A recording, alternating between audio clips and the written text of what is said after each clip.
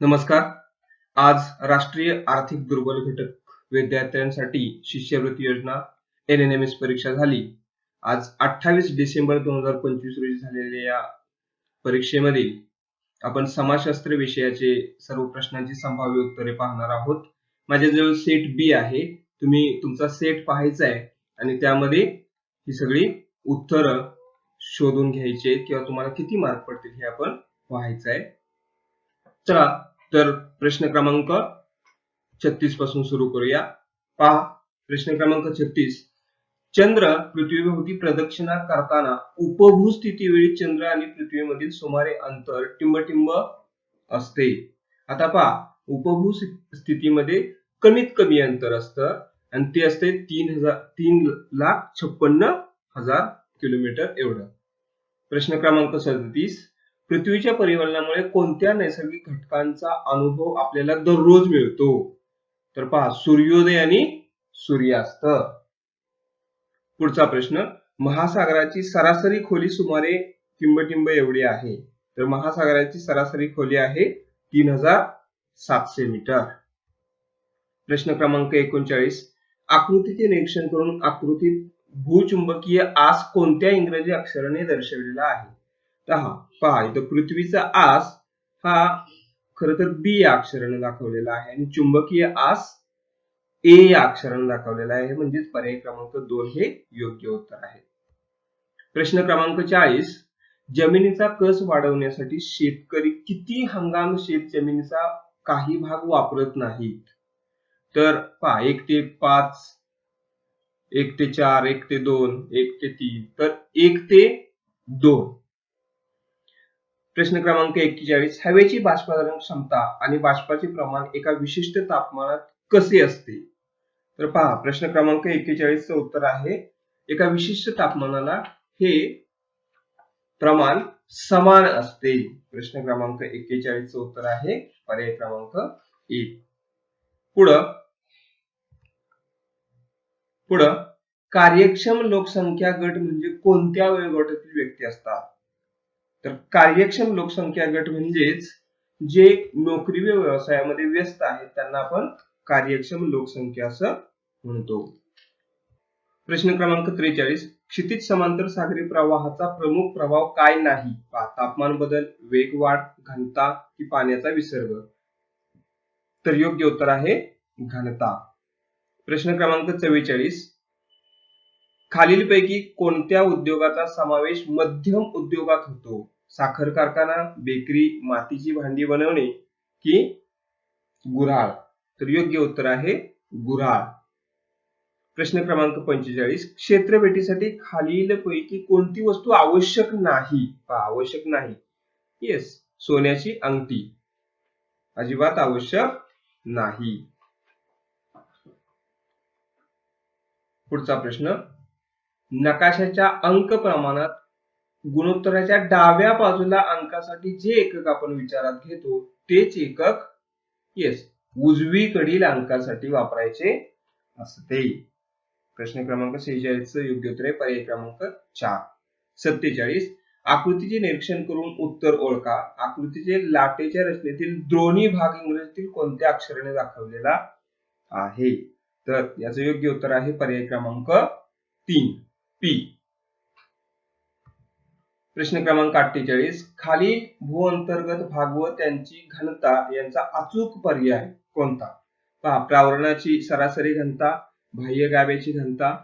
आता आपल्याला माहित आहे बाह्य गाभ्याची घनता ही सर्वात जास्त असते आणि महासागरीय कवचाची घनता असेल, भूखंडीय कवच, तर याचा योग्य पर्याय आहे पर्याय क्रमांक 2. प्रश्न क्रमांक 49. खालीलपैकी कोणता प्रवाह आफ्रिकेच्या पूर्व किनारपट्टी जवळून जातो? तर सोमाली हा प्रवाह आफ्रिकेच्या पूर्व किनारपट्टी जवळून जातो. प्रश्न क्रमांक 50. खालील उदाहरणाचा विचार करताना एखाद्या प्रदेशाची लोकसंख्या 15,000 आहे आणि त्या प्रदेशाचे क्षेत्रफळ 3,000 चौरस किलोमीटर आहे, तर त्याची लोकसंख्येची घनता किती चौरस किलोमीटर येईल? तर 15,000 भागिले 3 केले तर 5 हे योग्य उत्तर येईल. सविनय कायदेभंग चळवळीत च्या वैशिष्ट्यांशी विसंगत पर्याय कोणता पहा. ही देशव्यापी चळवळ होती, स्त्रियांचा मोठ्या प्रमाणात सहभाग होता, जनतेने हिंसक मार्गाने प्रतिकार केला, तर हे विसंगत आहे, म्हणजेच पर्याय क्रमांक 3 हे चुकीचं उत्तर आहे. प्रश्न क्रमांक 52, भारतातील पहिला लढा यशस्वी करून शेतकऱ्यांना न्याय देण्यासाठी महात्मा गांधी यांनी कोणता मार्ग अवलंबला. पहा, चंपारण येथील सत्याग्रह आणि सत्याग्रहाचा मार्ग त्यांनी अवलंबलेला होता. प्रश्न क्रमांक 53, गोपाळकृष्ण गोखले यांच्या कार्याशी संबंधित चुकीच्या विधानाचा पर्याय क्रमांक लिहा. पहा, गोपाळकृष्ण गोखले यांनी भारत सेवक समाजाची स्थापना केली, योग्य आहे. राष्ट्रीय सभेच्या अधिवेशनाचे अध्यक्ष होते. स्वार्थ त्यागाची शिकवण दिली, अगदी योग्य आहे. म्हणजेच उरलेला पर्याय आहे पर्याय क्रमांक 4. राष्ट्रीय सभेच्या व्यासपीठावरून स्वराज्य या शब्दाचा सर्वोत्तम उच्चार त्यांनी केलेला नाही. प्रश्न क्रमांक 55, योग्य जोड्या असलेला पर्याय क्रमांक ओळखा. पहा आता, बाल हत्या प्रतिबंध ग्रह कोणी स्थापन केले, तर महात्मा फुले यांनी केले. म्हणजे पहिल्याला ब असणारा एकच पर्याय आपल्याला इथून सापडतो. दुसरं, सेवा सदन हे रमाबाई रानडे यांनी सुरू केलं. शारदा सदन पंडिता रमाबाई आणि अनाथ बालिकाश्रम हे महर्षी धोंडो केशव कर्वे यांनी स्थापन केलेले आहे. पुढे 55, खालील घटनांचा योग्य क्रम लावा. पहा आता, सालबाईचा तह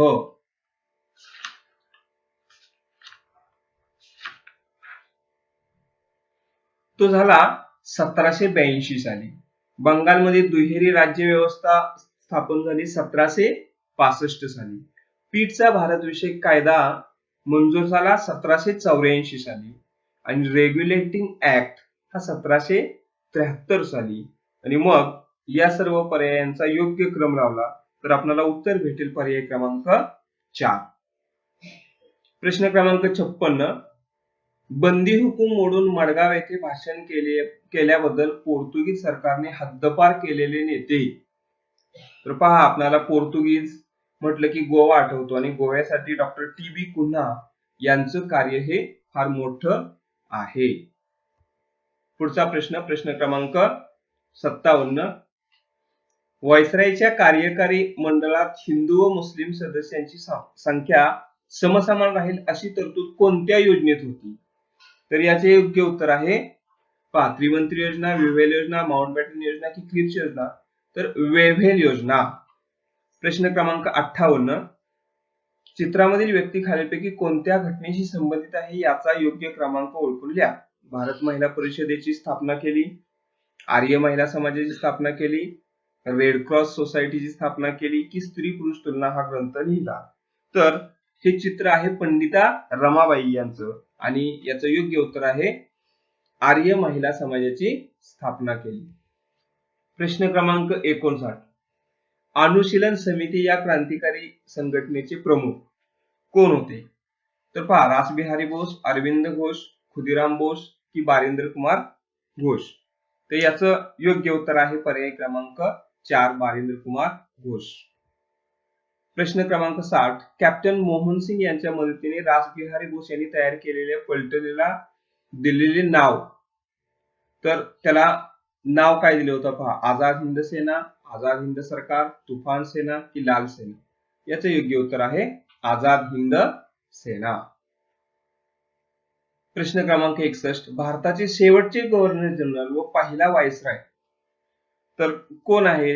भारताचा शेवटचा गव्हर्नर जनरल आणि पहिला व्हाईसराय लॉर्ड माउंटबॅटन म्हणून ओळखले जातात. पुढे प्रश्न क्रमांक 62, मध्ययुगीन भारताच्या इतिहासातील क्रांतिकारी घटना कोणती.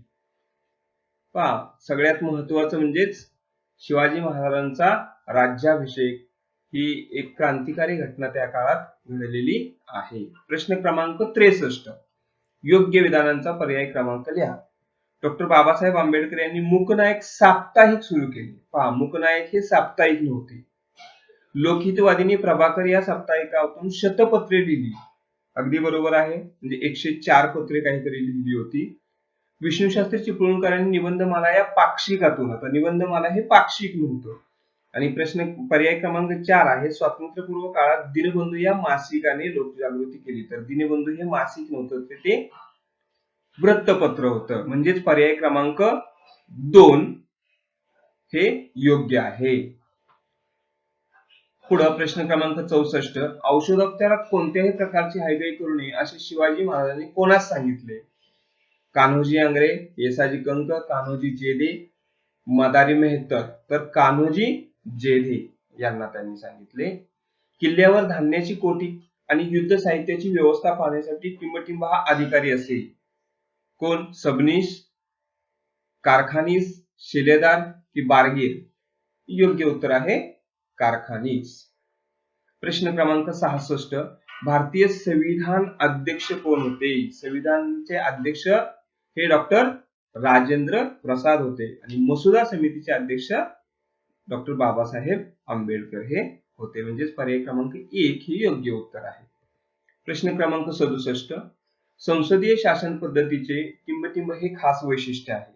प्रबळ विरोधी पक्ष, एकाधिकारशाही, सामूहिक जबाबदारी की सत्तेचे विकेंद्रीकरण? तर योग्य उत्तर आहे सामूहिक जबाबदारी. प्रश्न क्रमांक 68, भारतीय संघराज्यातील प्रत्येक घटक राज्यासाठी एक उच्च न्यायालय स्थापन करण्याचा अधिकार कोणाला देण्यात आलेला आहे? पहा, राज्यपालांना, निवडणूक आयोगाला, विधिमंडळाला की संसदेला? योग्य उत्तर आहे संसदेला. प्रश्न क्रमांक 69, लोकसभेची निवडणूक लढवणाऱ्या व्यक्तीने वयाची कमीत कमी किती वर्ष पूर्ण केलेली असावी? पहा, आपल्याला माहिती आहे लोकसभेसाठी वयाची 25 वर्ष असतात आणि राज्यसभेसाठी वयाची 30 वर्ष असतात. आणि शेवटचा प्रश्न आहे, मुख्य निवडणूक आयुक्तांची नेमणूक कोण करते? पहा, आता हा संदिग्ध प्रश्न आहे. तसं तर पुस्तकामध्ये दिल्याप्रमाणे सरन्यायाधीश त्यांची निवडणूक करत होते. यानंतर हे अधिकार राष्ट्रपतींकडे गेले, परंतु आता मात्र प्रधानमंत्री आणि समितीवरती निवडक जे सदस्य आहेत त्यांची हे मुख्य निवडणूक आयुक्तांची नेमणूक करतात. परंतु पुस्तकामध्ये दिल्याप्रमाणे आपण धरूया की सरन्यायाधीश हे मुख्य निवडणूक आयुक्तांची नेमणूक करत असतात. हा तसा संदिग्ध प्रश्न आहे.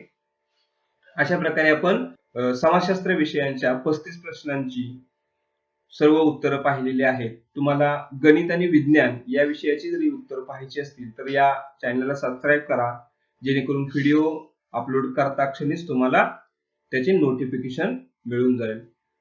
आपणाला निकालासाठी शुभेच्छा. धन्यवाद.